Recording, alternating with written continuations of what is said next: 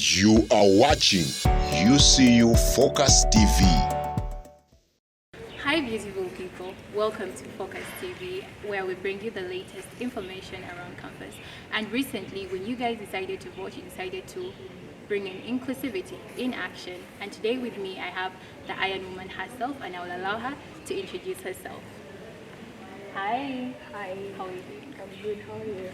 Say hi to the people. Thank you so much. Good afternoon, my beloved Uganda Christian University and my dear viewers. My name is AGIRA BIRUNGI, the one and only, the Iron Lady, and I'm happy to be here and to be hosted at Focus TV today. Iron Lady, indeed. So, why Iron Lady? Why not just Birungi?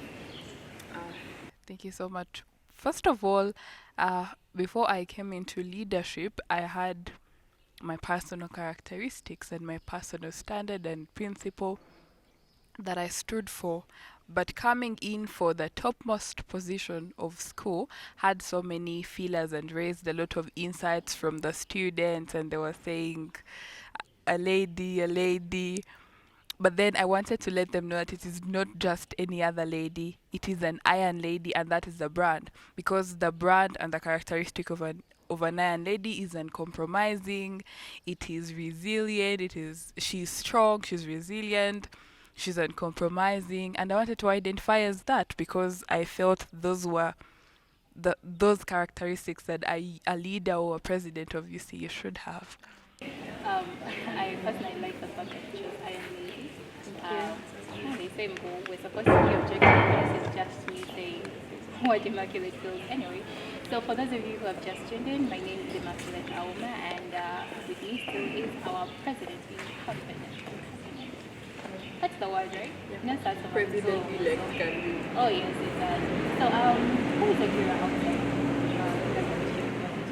The leader that's the senior, who is she outside those confines? Thank you so much. I like telling people that I am a high-impact girl, and I am a writer, I am a poet, and I love doing charity.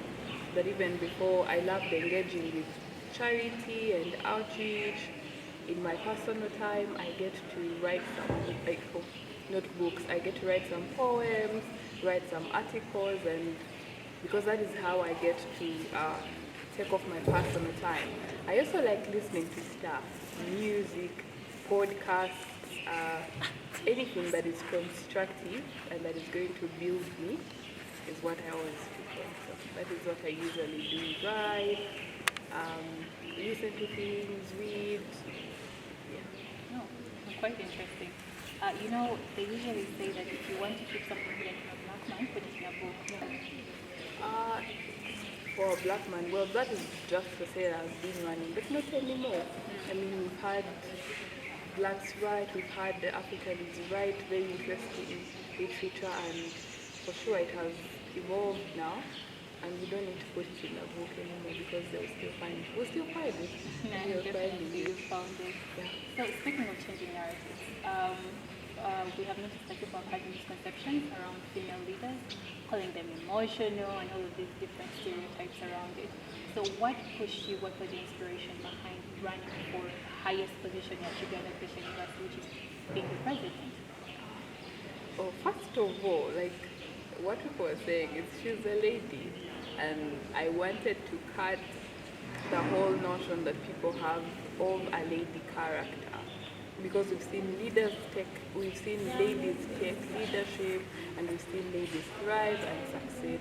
So when I got the dream, because I started living my dream in first year, a story I would want to tell you is that when we reported in first year, we reported on the 1st of November, and that is when the faculty vettings were going on, and the business faculty had vetted, the law faculty had vetted, and there were two candidates at the time, and that is when I decided to immediately take up that's when the dream to be the president here at university came to me, and ever since then I started living my dream, and I started doing my dream, living it, working towards achieving it, and I keep telling people that here we are, and today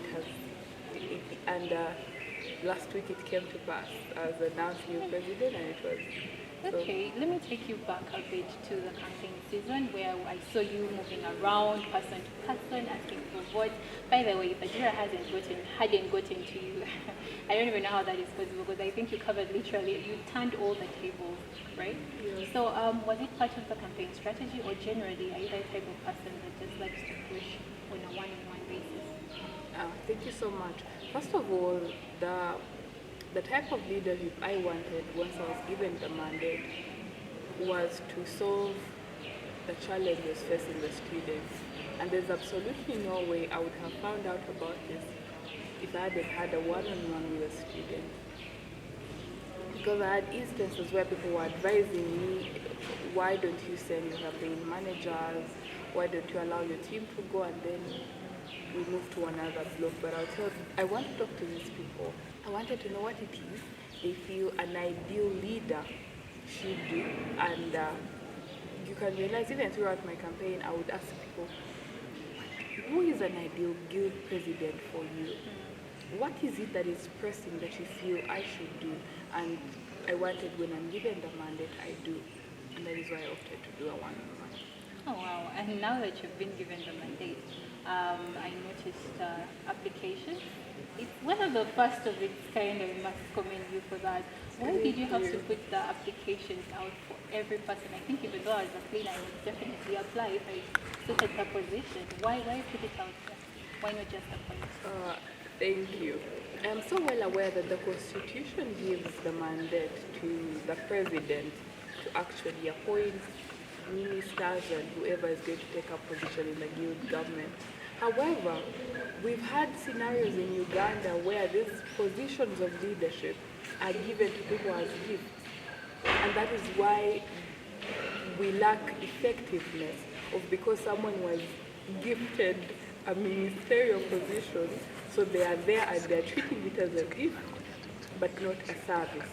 So I wanted it to be a service that before you get into leadership, you have the capability, you have the competence, and you're serving the students and not just enjoying the gift. And that is why I decided to issue out this application. And thank you to the Uganda Christian University students because they've expressed interest, and it is so beautiful.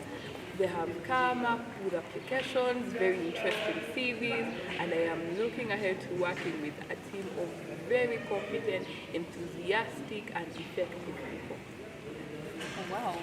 All the best of luck to you. But stay tuned as we shall delve deeper to know who AGIRA is, what was her aspiration when she was younger. Did she actually see herself as a leader?